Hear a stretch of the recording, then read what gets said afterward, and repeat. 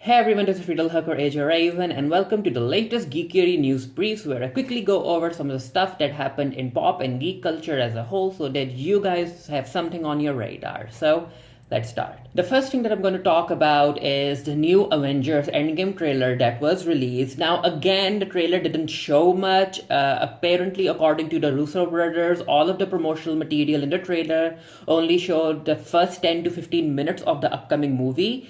So you know what? But anyway, having said that, there was some new footage. We saw a team in their new uniforms, which I guess means that they're going into the quantum realm.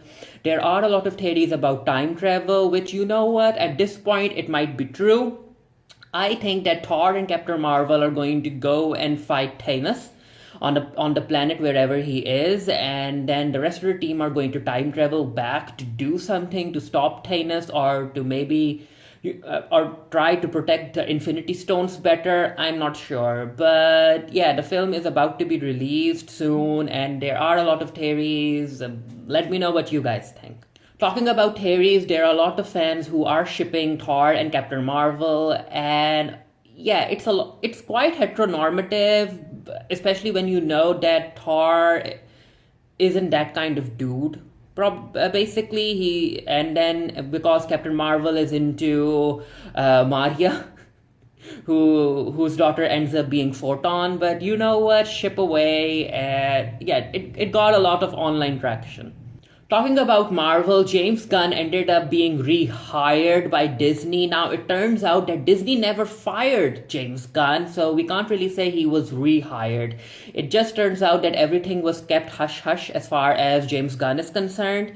When the controversy related to James Gunn's very old tweets about pedophilia and homophobic comments and stuff like that surfaced, Disney decided to publicly fire James Gunn from Guardians of the Galaxy Volume 3, but it turns out that Disney never fired James Gunn. So it was more or less a very, it was kind of a publicity display because Disney didn't want anything to harm their brand. So James Gunn ended up being signed by Warner Bros. For Suicide Squad 2 sequel, and now it's being revealed that James Gunn was never fired, and that's why some people think that James Gunn or Warner Bros. Is going to decide not to work with James Gunn, and that they will stop their contract, and James Gunn won't be directing Suicide Squad 2. Which kind of makes sense, but then again, the entire debacle, yes, a lot of fans are happy because for them, James Gunn apologized, he had learned his lesson, but I mean, compare what James Gunn did and compare that to what Kevin Hart did. And Kevin Hart, I guess the reason Kevin Hart didn't end up being back in some people's good books is because Kevin Hart doubled down on what he did. He was like, I have apologized numerous times, even though we as people don't really know when and where he apologized. At least with James Gunn, we know that he sent out an official statement about apologizing. But having said that, so I guess that's why Kevin Hart is still in muddy waters. But you know what, James Gunn, there's a lot of support for James Gunn to come back and working with Disney for Guardians of the Galaxy 3. And it just turns out that as far as studios is concerned, studios are very, very focused on the money that the person is able to make them. And I guess Disney saw that when Warner Bros. Ended up signing up James Gunn, he didn't get a lot of backlash. So Disney was like, you know what, we haven't really fired him, so why not announce to the world that we are still working with him. But yeah, I guess if James Gunn doesn't direct Suicide Squad 2, Guardians of the Galaxy 3 will start shooting 2 or 3 years, maybe earlier, I'm not sure. But you know what, let's see. I mean, we have James Gunn, and then pair that up with the problematic thoughts being presented by Chris Pratt.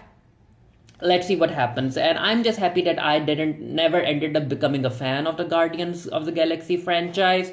So I'm not really that invested, even if the film does good at the box office or it doesn't do as well as expected.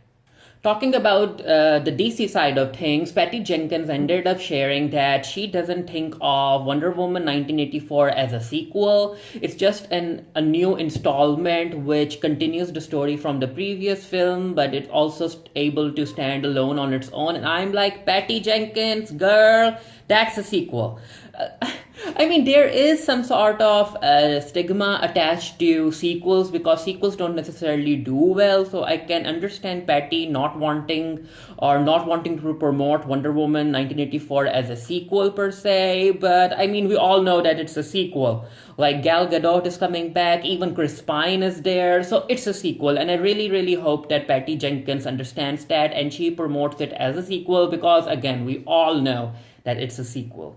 So not a lot happened over the past few days because it was a lot of Captain Marvel talk. Talking about Captain Marvel, Rotten Tomatoes has decided that they are looking into making people verify that they have seen the film before they allow them to leave a review, which would make sense because a lot of times people just watch the trailer and then they decide whether or not the film is going to be good or bad. Even though they haven't watched the film, they still go out and leave a review. And especially when it comes to the angry fanboys, which Captain Marvel experienced, verifying whether or not a person has actually seen a review and it makes sense because, I mean, come on, how can you leave a review of something if you haven't really watched it? Coming to the TV side of things, Netflix decided to cancel One Day at a Time. It was it was critically acclaimed. It also had a lot of fan support, but Netflix decided to cancel it after 3 seasons. And you know what? The funniest thing was that the excuse that Netflix ended up giving, they were like, we don't really have the budget.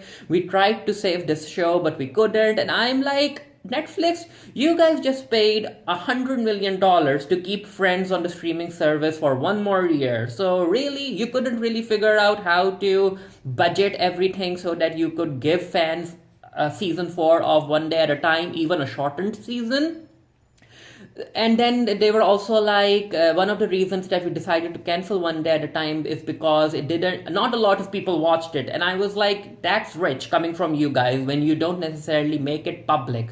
You don't make the viewership of your content public. So how are fans supposed to know how many people are watching? Let fans know that this is a threshold that One Day at a Time should meet viewer-wise, and then fans can go out and promote it better. But you know what? Netflix couldn't, it felt very, it just wasn't a good look. It just wasn't. And I mean, One Day at a Time has been cancelled, but then 13 Reasons Why has been renewed. There's an Insatiable season 2 coming out. Like, all of the problematic shows are getting created on Netflix, but One Day at a Time that gave people positive representation has been cancelled. Well, anyway, Lin-Manuel Miranda ended up supporting the show. There was a lot of hype for the show, so maybe NBC will pick it up. We're not sure. Queer Eye Season 3 has been released, so if you want some positivity in your life, go ahead and watch it.